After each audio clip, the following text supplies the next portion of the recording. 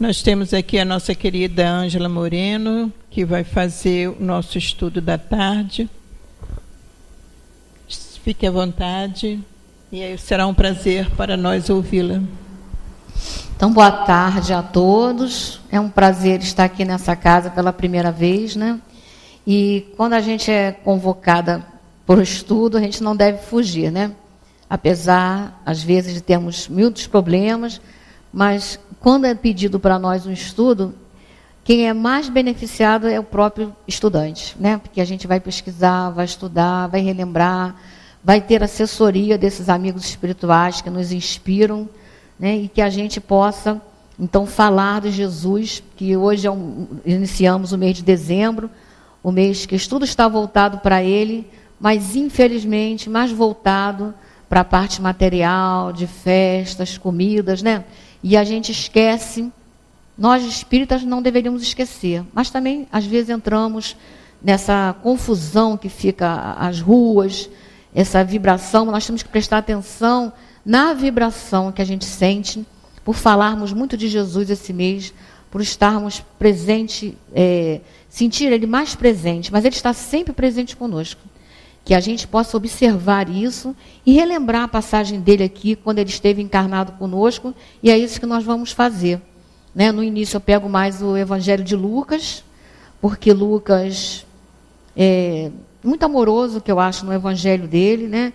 E ele conversava muito com Maria, a mãe de Jesus, porque ele não conheceu Jesus, e a gente vai entrando por aí, depois nós vamos falar, dar um pouquinho da vida dele, quando ele esteve aqui conosco, o que ele nos propõe, e encerrando com a nossa doutrina espírita, que ele nos prometeu, que traria que o Consolador viria, e é a nossa doutrina espírita, né? Então nós vamos começar perguntando assim, quem é Jesus? Quem foi Jesus? Porque há muita discussão, é a personagem histórica mais falada no mundo, né? Podem falar bem ou falar mal, mas muito se fala de Jesus. E a história se dividiu, né? Antes dele e depois dele. E Jesus, né, segundo Emmanuel, nos livros que Emmanuel traz para nós, é um espírito puro, né? Ele é um espírito puro, mais puro que esteve entre nós, que vem a pedido, né, de Deus, porque Jesus e o Pai eram um só, porque ele é tão puro que ele sabe os pensamentos de Deus, ele sabe a vontade de nós. E por amor a nós, por estarmos ainda tão atrasados na época que ele veio, estamos muito difícil ainda a nossa vida aqui na Terra, mas estaríamos muito pior se Jesus não tivesse vindo. Então, teve muitos precursores antes dele, mas ele veio pessoalmente. E ele veio não só dar as explicações, falar, ele veio exemplificar. Jesus fazia. Eu estive recentemente em Israel, agora mês passado, né? E era uma viagem que eu sempre quis fazer e tal, mas não tinha muita oportunidade.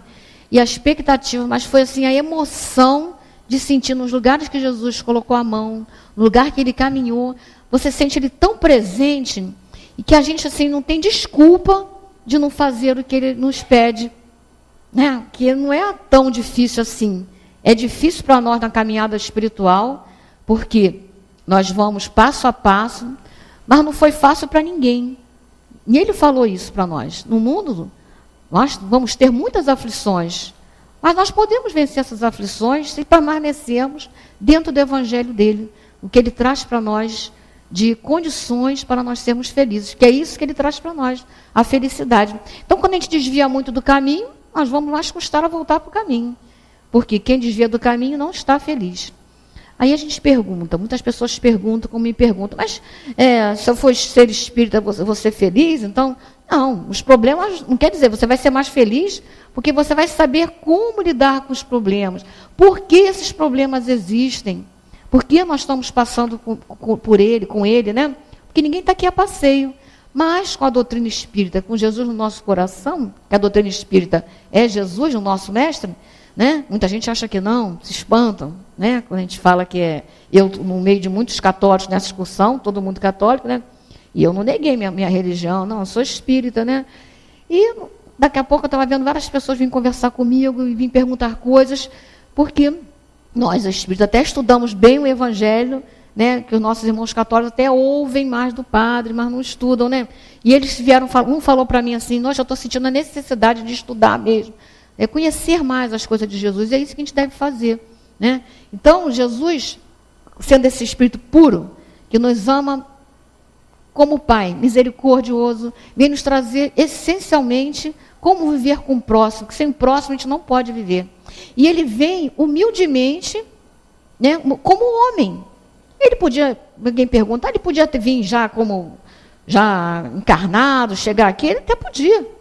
Mas ele quis nascer com um pai, com uma mãe, né? Não nasceu como os israelitas esperam ele até hoje, porque muitos não acreditam. Tem uma parte dos israelitas que aceitam, judeus, que aceitam que ele é o Messias, né? Mas eles não são chamados mais perderam, não professam mais a religião judaica, porque acreditam que esse Messias já veio. Né? E nós sabemos que ele é o Messias, só que ele não é o Messias como eles esperam. O Messias que vem para colocar Israel como Senhor do mundo. Eles esperam isso. Mas a gente sente também que eles estão assim mais relaxados nessa questão, embora muitos, aqueles mais ortodoxos, acreditam fielmente que ele vai chegar e vai botar Israel como Senhor de todo mundo, quando não é isso que Jesus propõe. O que ele quer é irmanar os povos e não dividir, não é isso? Então é isso que Jesus vem trazer para a gente.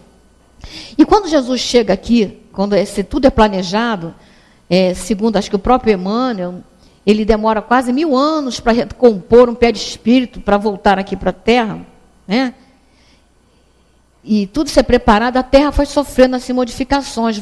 Vieram vários precursores que vieram preparando as palavras, veio Sócrates, veio outros vários, e o mundo foi modificando. Quando Jesus chegou aqui na nossa Terra, quando Maria recebe a visita do anjo, quem reinava toda aquela parte da Judéia, da Palestina, era todo mundo conhecido da época, era dominado pelos romanos. Mas naquela época o mundo estava sem guerra, né? Era Otávio Augusto que dirigia o mundo, praticamente, que o mundo conhecido era dos romanos, e a Palestina, né? Toda aquela região da Palestina, que a gente hoje conhece, de Israel ali, tudo era dominado pelos romanos. E os judeus nunca suportaram os romanos serem dominados pelos romanos, aliás, por nenhum outro povo, como ninguém gosta também, né? Mas Jesus vem nascendo naquele povo ali, embora muito revoltado, é um povo que brigava muito, desde o tempo de Moisés, mas era um povo monoteísta. Ele nasce ali, porque ali se acreditava num Deus único. E os romanos, todas aquelas regiões em volta ali, aqueles povos em volta, acreditavam em vários deuses. Então Jesus vai nascer no meio de um povo que espera um rei, dentro da casa de Herodes, que era assim que eles achavam que o Messias viria, né? Dentro da casa de Herodes, porque viria com força, né? E poderia dominar e expulsar os romanos dali de toda Israel, né? E essa vinda do Messias, ela era proclamada, ela era profetizada já há vários anos, vários séculos, já eram, somente Isaías dizia que esse Messias viria. E Maria, né, recebe a visita do anjo na casinha simples de Nazaré. As casas eram bem no fundo, eu tive a oportunidade de ver, porque é muito quente. Então as casas são bem no fundo, como se fossem cavernas mesmo, né? E ela sobe no terraço à noite, que era a parte de cima da casa, e ela ali recebe a visita do anjo Gabriel. Imagina, uma menina de 13, 14 anos, viu um anjo, né, que diz que ela vai ter o Filho de Deus, ela não sabe como vai se dar aquilo, pergunta, e é muito lindo pensar naquela hora que o anjo falando com ela, e ela aceitando a missão. O bonito que eu acho é que ela aceita na hora. Claro, né? Jesus, quando veio, como nós também, quando vemos aqui reencarnar, nós não vemos sozinho. Nós não chegamos aqui sem ninguém. Pelo contrário.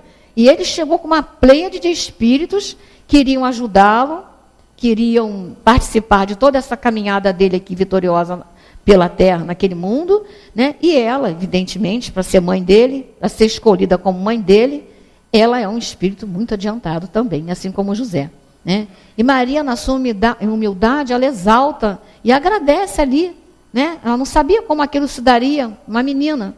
E o anjo diz para ela confiar, e diz para ela também que a prima Isabel dela, que aliás essa cidadezinha que Isabel mora esqueci o nome agora, é muito bonitinha, muito, muito, muito fresca, mas é uma montanhazinha pequena.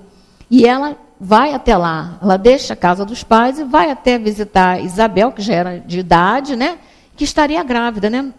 E ela chega lá, quando Isabel a vê, João Batista no ventre da mãe, e a Isabel também profetiza, o filho, a mediunidade ali explode, e ela reconhece, sem Maria dizer nada, que Maria também estava grávida, do seu Senhor. Então, é muito lindo, fico até arrepiado, porque é muito bonito sentir isso, né? Sentir essa história, essa vibração.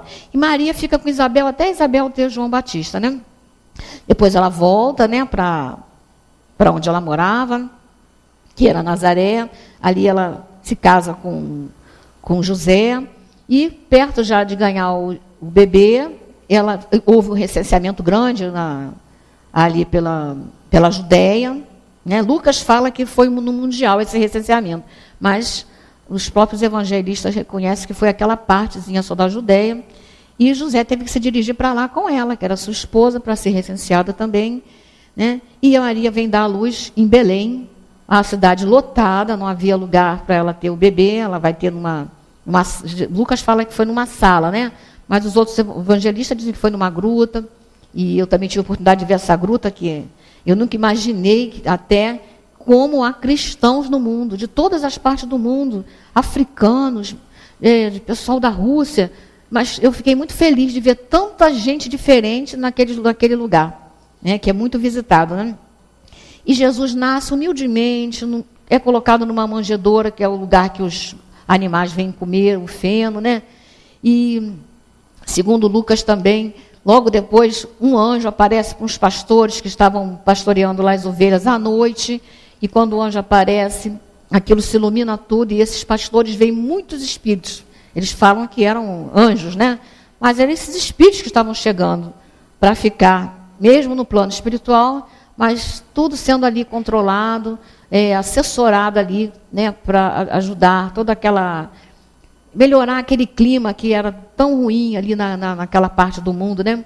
E o Jesus vem ali e já começa, então, quando esses pastores vão visitar pela ordem do anjo e chegam onde estava Jesus, Maria e José, por ordem daquele anjo, Maria fica muito...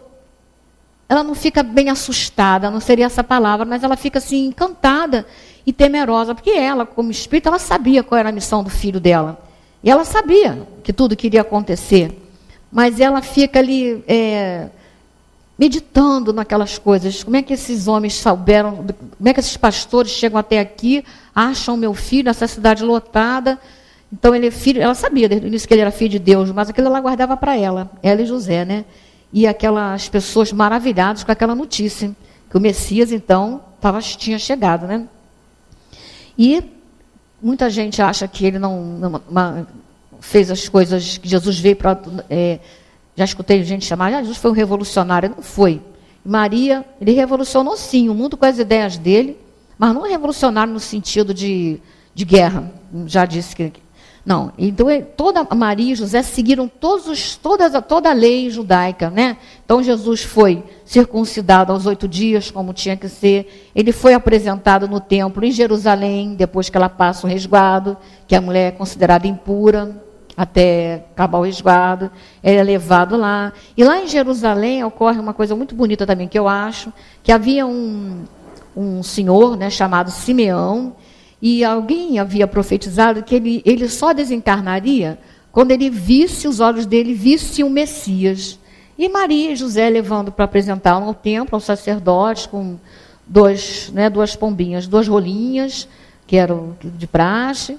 E esse senhor vê Jesus, e ele reconhece ali o Messias.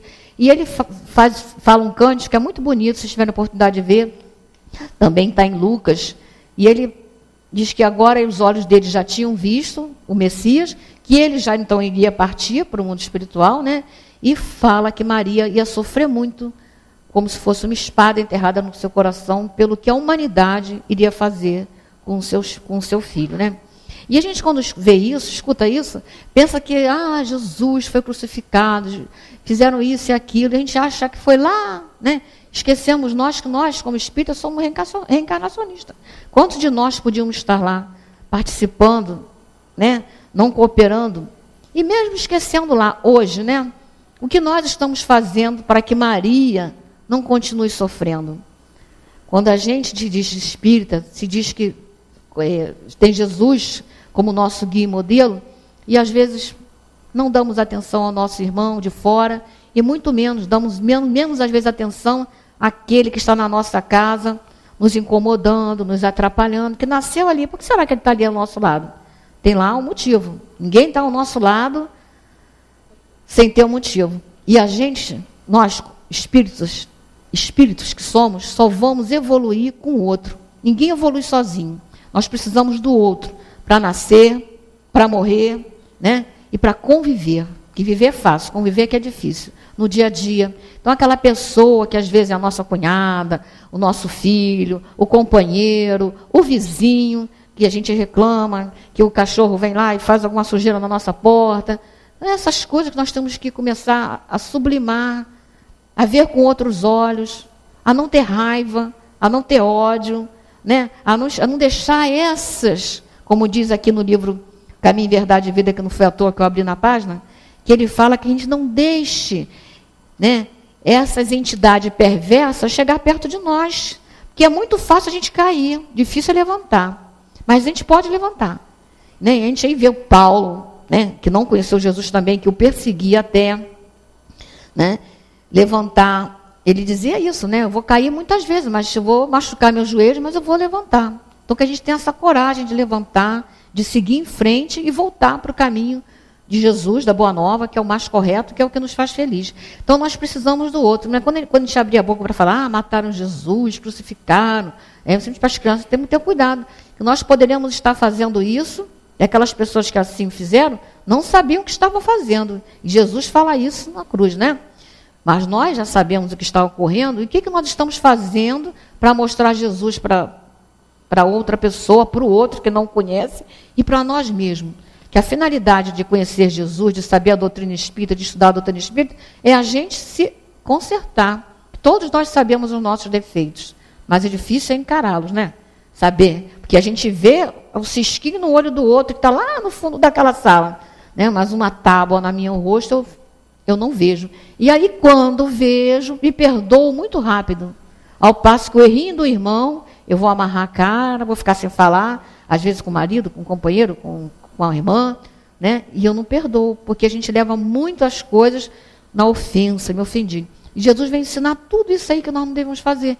E às vezes a gente acha que para ser um bom espírita, para seguir Jesus, precisa de uma coisa muito grandiosa, uma obra grande para a gente poder crescer espiritualmente. Mas não precisamos. Para crescer espiritualmente, o que nós precisamos é seguir o que ele fala com o coração, com amor, acreditando com esse que está do nosso lado. O nosso vizinho que às vezes não reclama, que são essas pessoas que nos causam problemas, que nos causam às vezes tristeza, são essas que são o nosso banquinho para a gente subir. E temos que seguir mais uma coisa de Jesus. Vamos fazer as pazes com quem a gente não está falando, somente nesse mês, porque nós temos que aproveitar a oportunidade, né? Como ele disse, quando estamos a caminho com essas pessoas que são, às vezes, a nossa diferença, de fazer as pazes e caminhar com ele. Porque depois, quando poderemos nos encontrar novamente? Né? Às vezes a situação vai ser bem diferente, bem mais difícil, né? Então, continuando aqui, né, nós temos que pensar sempre assim, isso não foi na história, o que está escrito no Evangelho, não acabou, nós temos que, ainda estamos aqui na Terra, mundo de prova e expiação, e precisamos ter isso em mente, né?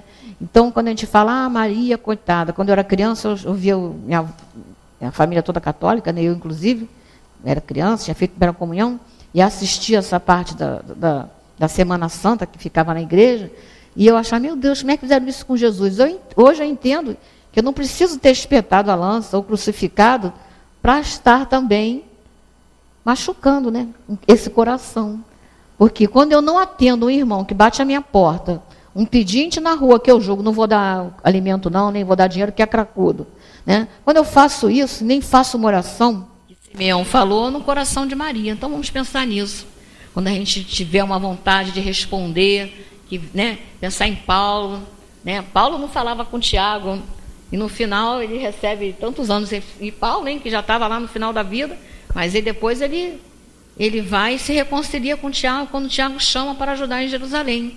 Ele não queria ir, não gostava do Tiago, mas ele vai e vê que Tiago já tinha passado tantos anos, já era um homem diferente, que hoje nós não somos igual a ontem. Então vamos aproveitar as experiências que toda hora estão batendo na nossa porta, né? Então Jesus, ainda menino, com 12 anos, com a sua família, vai até Jerusalém, que era Páscoa, né? E na volta, já com 2 dias de viagem, Maria percebe que o menino não está com ela. E eles procuram e vão achá-lo entre os doutores de Jerusalém, com aquela sapiência dele, conversando, né? E a mãe pergunta, por que fez isso, Jesus? E ele diz, estou na casa do meu pai. Por que você está espantada, mãe? Né? E ele responde naturalmente, né? E o que ele coloca ali, que devo estar ali, ninguém entendeu bem. Nem os doutores que estavam lá da lei, nem Maria, nem José. Que eles sabiam, mas eles não comentavam quem era o filho deles. Né? Por uma forma de protegê-lo, porque Herodes sempre procurou para matá-lo. Né? Isso Lucas não comenta isso, mas nós vamos ver lá em Mateus, em João, né? Os outros evangelistas vão tocar nisso, né? E quando Jesus ele começa por volta dos 30 anos, ele vai até o seu primo, que era o João Batista, que já estava batizando. O que significa ali o batismo? Significa renovação. Era por isso que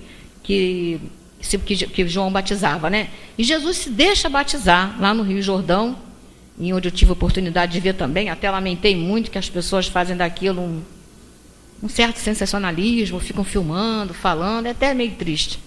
Mas tudo bem. E depois desse batismo ele vai para o deserto, segundo também os evangelistas, né? Que é uma questão também que se pergunta, que Jesus não precisava ser tentado, né? Que tentação é essa? Jesus não precisava ser tentado, ele não precisava ser tentado.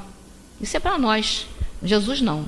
Mas ele depois tem ido meditar, tem ido rever o que seria aí o ministério dele. E ele vai passar mais ou menos 3 anos, né, viajando por esse país, né, da Galileia até a Judéia, né, porque a Galileia é bem ao norte, a Judéia está a Samaria está no centro e a Judéia mais ao sul, né. E a Galileia é um lugar muito bonito, né, muito lindo mesmo.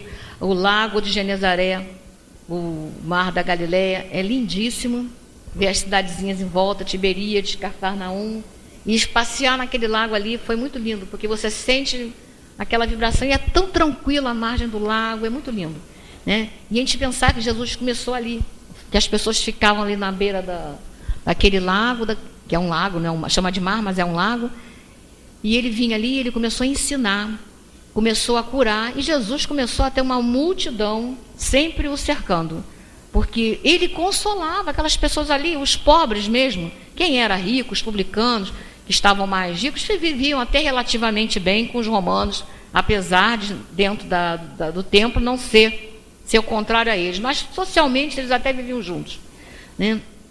E Jesus, mas o pobre, aquelas viúvas, as crianças e pessoas pobres mesmo, como ele se cerca dessas pessoas pobres, pescadores, principalmente, né, que ele começa a chamar para o seu ministério, as pessoas começam a ficar encantadas, porque primeiro pela vibração de Jesus, estar perto dele, a gente falar dele já se sente com uma vibração tão boa. Imagine estar perto dele, quem conviveu ali com ele, né? Então ele vivia cercado realmente de pessoas, e ele começa a pregação dele num dia de sábado, que é um sábado respeitado pelos judeus. Eles realmente não fazem, desde sexta-feira ao pôr do sol, eles não ficam em jejum, eles não fazem quase nada, porque não pode, né? E eles já, desde esse tempo até hoje, eles fazem assim. E Jesus vai no sábado, podia pregar, podia rezar, né? E ele lê, é dado para ele um pergaminho do profeta Isaías. Claro que aquilo não foi à toa. E ele vai ler uma passagem em que Isaías diz que ele era o Messias. Depois que ele lê o Messias, ele fala, esse sou eu.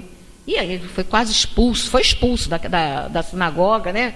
Porque ele disse que ele era o profeta falado, né? Prometido, né? E eles expulsam Jesus daquela sinagoga, porque ele disse que ele era o Filho de Deus, que ele era aquele que Isaías tinha prometido, contado que viria, né? Então ele continua ali andando pela Galileia, e vou contar aqui, fiz uma pincelada, né? Então eu escolhi o primeiro milagre que é relatado de Jesus, né? milagre aqui, entre aspas, como coisa diferente, uma coisa assim, a palavra agora fugiu do dicionário, como quer dizer, que é uma coisa que não está acostumada, foge dos padrões, né? E Jesus vai transformar ali, a pedido da sua mãe, né, que aparentemente eram parentes dela naquela festa, e ele ocorre ali, ele manda colocar água naqueles odres grandes. Realmente eu vi umas coisas enormes que ficavam lá no fundo, porque as casas elas eram mais frescas no fundo, e lá ficavam esses tonéis, e eles passavam dos tonéis maiores para os menores, e Jesus manda encher os grandes de água, né, e manda servir, e era um vinho delicioso, né, isso foi relatado pelos evangelistas. Mas o que eu quero destacar aqui nessas bodas de Canaã, que está lá em João, é que Maria fala assim para os servos, e ele até fala, mulher, chama a mãe de mulher, mas mulher não quer dizer se mulher, não, como nossos irmãos outros de outras religiões acham que ele desprezava a mãe. Não é isso. É que mulher podia ser a mãe, senhora, né? E ele diz que não ia começar agora o evangelho, mas ela começa ali mesmo, com Maria, com um pedido da sua mãe que ele não negou. Olha a coisa importante. E ela fala assim para os servos, que é uma coisa que nós temos que guardar para nós hoje: fazei tudo o que ele vos disser. Aí eu pergunto, Ângela, estou fazendo tudo que Jesus nos disse aqui no evangelho dele? Não, com certeza eu não faço tudo, mas é isso que nós temos que pensar.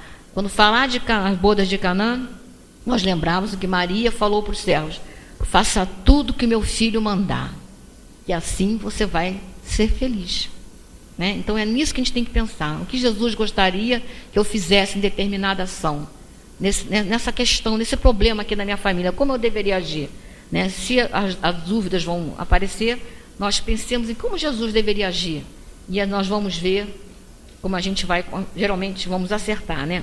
Outra passagem que eu gosto muito de Jesus é a transfiguração. Por quê? Porque ali ele se mostra em espírito, quem ele era. Ele brilha perante Pedro, Tiago e João, né, no Monte Tabor. E o Monte Tabor, para os judeus, é um monte muito sagrado, bem antes de Jesus. Ali aconteceu várias coisas, várias vitórias, derrotas também. E Jesus sobe a esse monte, que era muito caro, muito querido pelos judeus, e lá ele vai se encontrar com Elias e Moisés. E o Pedro até fala, vamos montar uma tenda, né? É uma coisa muito usada naquela época entre eles, uma barraca para eles dormirem, passarem a noite. Tão material que eles viram. E por que eu gosto disso aqui? Nós vamos ver aqui, para eles terem se materializado, né? Com certeza Pedro, Tiago e João eram médiuns, né? Doaram ectoplasma e pôde assim se revelar aos olhos dele. Mas Jesus se mostra claramente como ele é. A roupa resplandecia, todo ele ficou luminoso. E eles ficaram até com medo. Mas para nós espíritas, o que o Monte Tabor representa é justamente isso, que outros irmãos condenam-nos porque falamos com os mortos. Ora, nós sabemos que não existe mortos, né? Não existe mortos. Então não há para ser condenado. E Jesus mostra isso, que Moisés fala lá no Deuteronômio que é proibido, mas não foi isso que Moisés quis dizer. E quando Jesus conversa e deixa isso, tá, nos evangelhos, que ele fala com Elias e com Moisés, ora, então se Jesus podia falar, nós também podemos. Então nós estamos autorizados sim por Jesus a falar com os espíritos, com os desencarnados. Porque até então, até agora por acaso, muitos irmãos nossos cristãos, eles até falam com espíritos desencarnados, mas só espíritos ruins. É o adversário, né? Os bons não falariam. Ora, que é isso? Como é que Deus vai permitir que os maus falem e os bons não nos venham ensinar, né? Então, a transfiguração, para mim, representa isso, essa certeza de que nós estamos corretos e, sim, a reencarnação e falar com eles está na Bíblia, sim. Eles gostam de saber, está na Bíblia? Então eu creio. Então está na Bíblia, eu creio. Né? E outra coisa também que a gente não pode deixar de falar é o Sermão da Montanha, né? Que é um código assim de consolação para todos. Vamos imaginar que aquelas pessoas em volta de Jesus, que eram muitas pessoas, e ali vai ocorrer outros milagres, né? A multiplicação dos pães, dos peixes. E Jesus vem dizer que a gente não deve ficar tristes, magoados, revoltados, porque se nós tivermos a pobreza ou a doença na nossa família reviravoltas, injustiças, se nós permanecermos junto dele, com as coisas que ele nos ensina, nós vamos superar. Porque o reino de Deus será nosso, mas nós temos que nos ter resignação quando as coisas baterem ruins na nossa porta, porque quem fala que nunca passou por uma aprovação grande, se não passou, vai passar, porque ninguém está aqui a passeio, né? Nós todos viemos aqui, ninguém veio para passear, né? Nós viemos provar ou expiar. Então Deus não faz nada sem proveito. Então todo mundo que está aqui, se não passou por uma coisa difícil, há de passar. E quem já passou já teve a experiência. E as provas da nossa vida são muitas durante todo o percurso. Uns vão passar mais com galhardia, outros vão passar com sofrimento, mas na realidade quem passa com Jesus vai passar melhor. Não que nós não vamos deixar de passar a prova, não, vamos passar a prova, mas vamos passar com aquela certeza, com aquela força que aquilo vai passar, como dizia bem Maria, né, lá em Éfeso, quando ela foi morar com João, né, que ela consolava aqueles passantes lá da estrada, que todas aquelas dores vão passar. Então tudo que está na nossa vida hoje atual, momentos muito felizes, momentos muito dolorosos, vão de passar, o que passam. Então o Sermão da Montanha são várias assertivas que ele vem nos trazer, né? E uma que eu gosto também muito é que os mansos herdarão a terra, né? Então a gente sabe que esse herdar é o quê? É o mundo de regeneração que está vindo aí, e nós temos que fazer tudo para passar por esse mundo. Nós vamos ficar rodando mais uma encarnação no mundo de prova e expiação. E que nós temos que fazer? Cuidar de nós, cuidar do outro. Não podemos esquecer do outro. Sem o outro, nós não vamos para frente. E quem é o outro? Quem é o próximo? Aquele que estiver próximo a mim, né? O caído da estrada, sim, mas o que está na minha casa, às vezes, é o caído, mais caído ainda. Às vezes, aquela cunhada que a gente não gosta, que já nos magoou, já fez uma traição, uma falseta conosco, é ela que mais precisa, às vezes, da gente. Né? E uma vez, o Sr. Joaquim, numa palestra que eu escutei, eu guardo isso para sempre, que eu achei muito importante o que ele falou, é que às vezes a nossa família é uma família assim, harmoniosa, porque as crianças foram evangelizadas, você faz o evangelho no lar, aí as crianças vão crescendo, aí começam a entrar os genros, as noras, e aí às vezes as coisas desequilibram um pouco, mas é nessa hora que nós temos que aplicar o evangelho, que esse que entrou, e muitas vezes a gente abre a boca para dizer desarmonizou a família, ele às vezes é a nossa condição da gente melhorar, porque nós, quem sabe por se ele age dessa maneira, o quanto nós já o ferimos. Então o nora, o genro que entrar na nossa casa, né, esse nós vamos recebê-los bem, que se estão entrando na nossa família, mesmo que cause às vezes algum tormento, há de passar se nós permanecermos naquela confiança e trazer essa pessoa para nós, pedir perdão, né? Porque às vezes pedir perdão é tão difícil, né? Mas às vezes pedir perdão e a pessoa não vai entender. Perdão por quê? Não, porque talvez em outra encarnação eu tenha te feito muito mal, né? Que nada é por acaso. Por que uma pessoa se antipatiza tão rapidamente com uma pessoa que nunca viu, ou outra que nós vemos, nos amamos, sem abrir a boca já gostamos da pessoa? Nós que somos espíritas sabemos o porquê, não é mesmo? Outra coisa importante que Jesus deixa para nós, ele falava o quê? Por parábolas. Então ele deixa muitas parábolas, muitas. A gente for ver nos 4 evangelhos, tem muitas parábolas. E uma que eu acho que é a que define a doutrina espírita, que ele encerra ali para mim, né, para mim, Ângela, é a do bom samaritano. Que quando Jesus começa a vir para Jerusalém, já para passar a Páscoa e lá ele ser crucificado, né? Ele corta caminho, ele gostava de passar pela Samaria. E os samaritanos, nós sabemos que não se davam com os judeus, não os judeus com os samaritanos. Vem desde lá, quando eles foram levados, quando destruídos por Nabucodonosor, e foram levados para a Pérsia. Está lá, também é bíblico também. E eles não se dão. Então não gostam, porque eles acham que os samaritanos, os hebreus, os judeus, não seguem, eles só seguem a Torá, o Pentateuco de Moisés, não segue aquelas outras leis civis de Moisés, que são quase 1000 ordenanças, lavar a mão assim, né? Tem que lavar a mão, tem que fazer não sei o quê, tem várias coisas que eles prescrevem, como deve fazer, como matar o animal, se for comer, não comer o animal, eles não tomam leite com carne, então nunca vão comer queijo com uma carne. É uma série de ordens e outras ordens, que são leis civis que Moisés instituiu, que os irmãos samaritanos não seguem. Então eles não se gostam. E Jesus está passando pela Samaria, que era mais perto para chegar até a Judéia. E quando ele passa, os apóstolos na frente pedem uma pousada para Jesus. E quando verem que eles eram judeus, eles negam essa pousada. Então, vamos ver por aí. Então, Jesus vai seguindo em frente. E ele conta aí uma parábola, porque quando ele está pregando,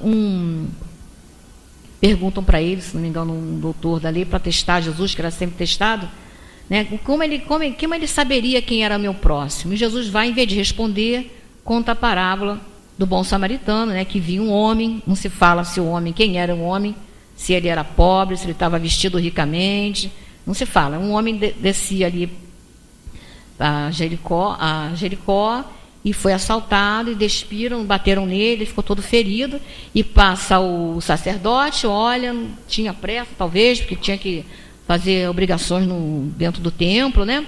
Passou o levita também, que conhecia as leis, também não fez nada, e passa aquele samaritano. Ora, Jesus conta essa parábola depois de ter sido quase que expulso lá da Samaria, não quiseram deixar ele dormir lá. E para a gente ver o sentido que Jesus quis dizer para aí, que nós não devemos desprezar ninguém.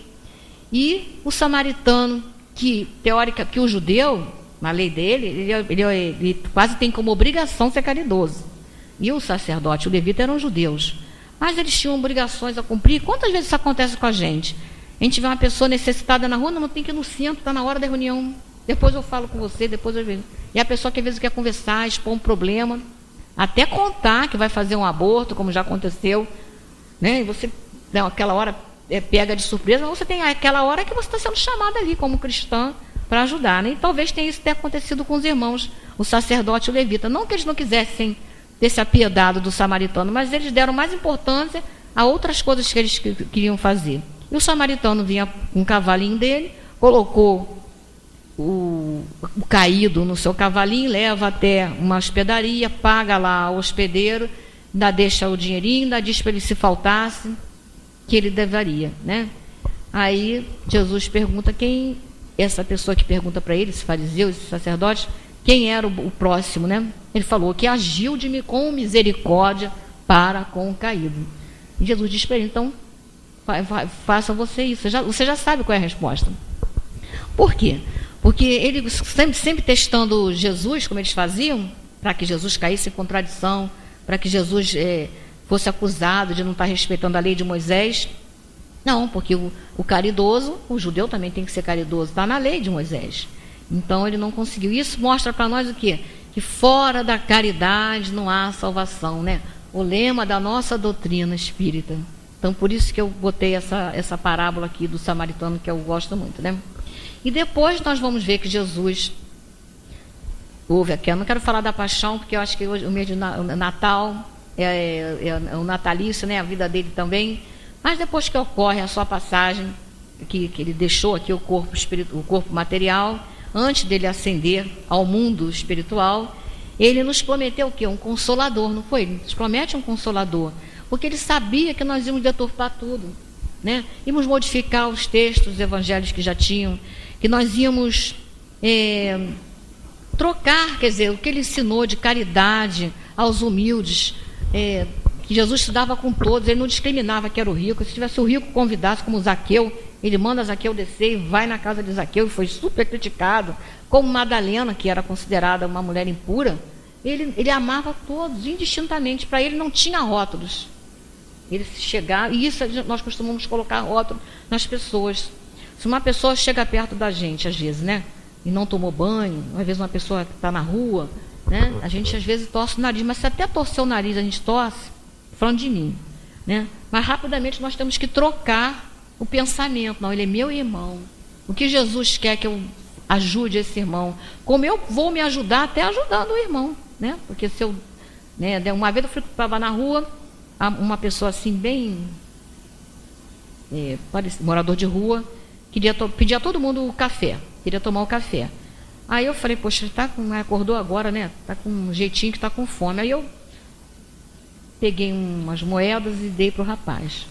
Mas aí eu fui super criticada por todo mundo, gente que eu não conheço, começou a me criticar, só não deve fazer isso, só está alimentando os vícios, só está fazendo isso, fazendo aquilo. Eu falei assim, mas meu Senhor, eu tive vontade de fazer, né?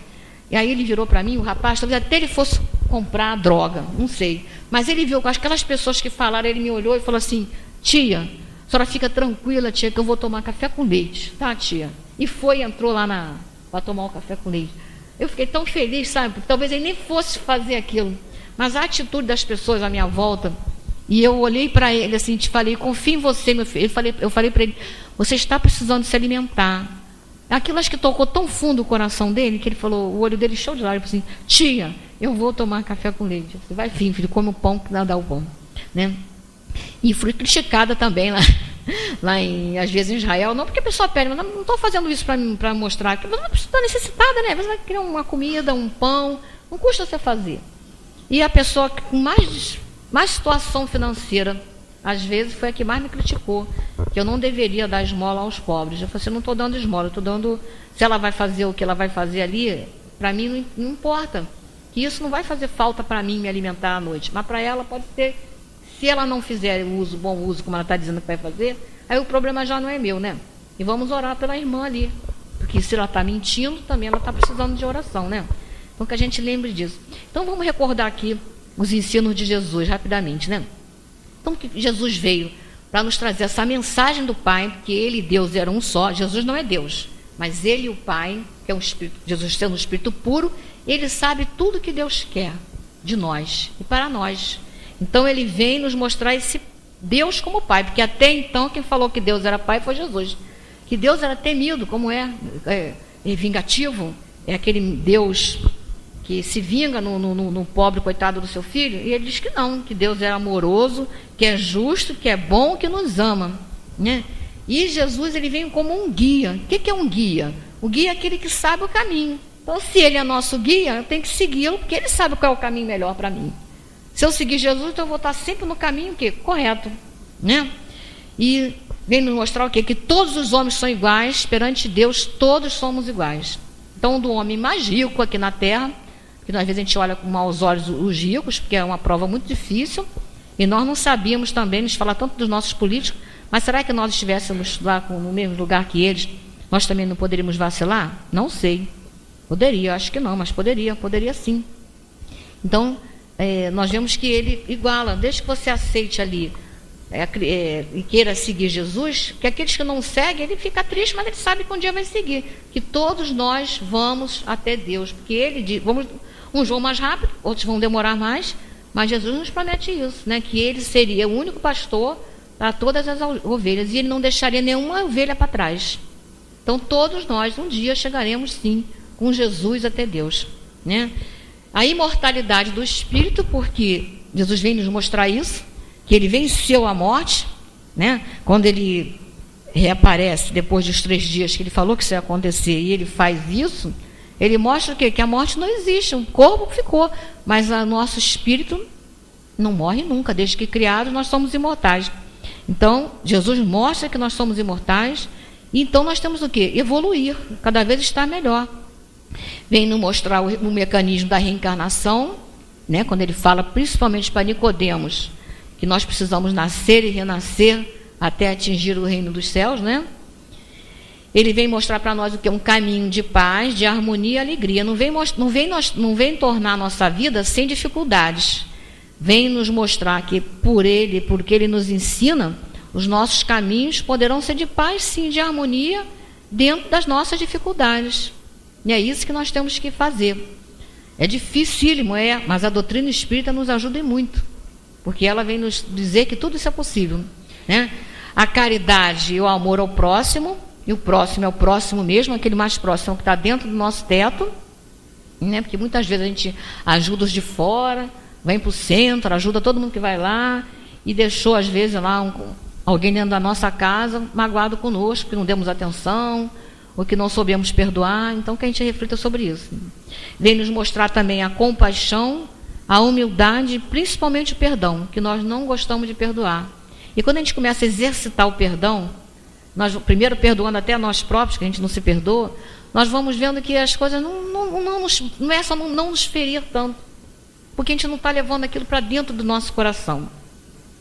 O crescimento espiritual é pelo esforço de cada um. Então nós reencarnamos, isso tudo que eu estou falando aqui, quem está ouvindo primeiro sou eu, é para mim que eu estou falando isso aqui, né? Porque o crescimento tem que ser de dentro para fora, E cada um de nós não vamos crescer pelo outro, não. Às vezes a gente escuta uma pessoa falar, poxa, se minha mãe estivesse escutando aquilo, ia ser tão bom. Não, se eu estou escutando, é bom para mim, né? Então, o esforço de cada um é que vai nos fazer levantar. Por mais que a gente ame um filho, nós não podemos carregá-lo espiritualmente para que ele ascenda espiritualmente. Ele tem que caminhar com seus próprios pés, né? Ele dirigia a sua atenção a todos, sem distinção de classe ou credo, né? Ele falava com os romanos, ele curou o centurião. Você nunca viu tanta fé quando o centurião disse que ele nem precisava ir lá curar o servo dele, bastava ele mandar uma pessoa e ele querer, né?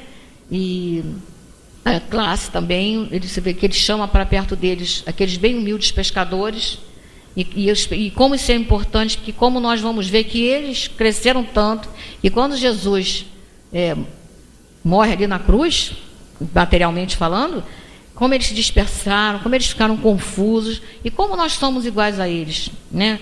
Pedro negou 3 vezes, e tinha dito antes que nunca o deixaria. Então, para a gente ver como então essas pessoas se cercaram para Jesus ver, para nós vermos que Jesus nos diz como nós somos frágeis, mas como nós podemos ser fortes, né? Ele nos ensinou a escolher a porta estreita, que geralmente são mais dificuldade, mas são as que nos vai trazer felicidade, e nos trouxe o verdadeiro caminho para Deus, né?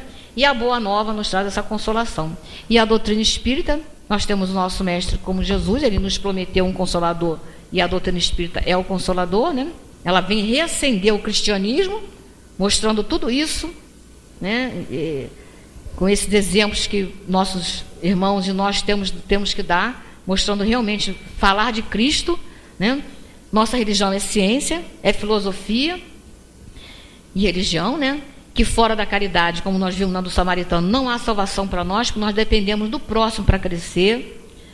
A comunicação com o mundo espiritual, que a gente tem que estar sempre em comunicação com eles, com esses bons espíritos que eles nos instruem, que eles nos abraçam constantemente, assim como fizeram aí com Jesus, né? Então, eles estão sempre do nosso lado e que a gente nunca se sinta sozinho. Os irmãos desencarnados que se encontram aqui neste ambiente também, não se sintam sozinhos, porque você não está sozinho, irmão. Não está sozinho. Além de Jesus te amar, muitos te amam e você não consegue ver. Pensa nisso. A vida não começa no berço, né? E também não vai terminar no túmulo. Isso é muito importante, para nós darmos força para nós. A nossa trajetória espiritual, né? Que é o destino humano. Nós temos um corpo agora, mas nós somos espírito, né? De quantos séculos nós já viemos caminhando por essa terra, né? E nós nascemos para evoluir, estamos aqui para evoluir, e essa evolução só depende de nós, tendo Jesus como nosso guia, tendo Jesus como nosso pastor. Muito obrigado.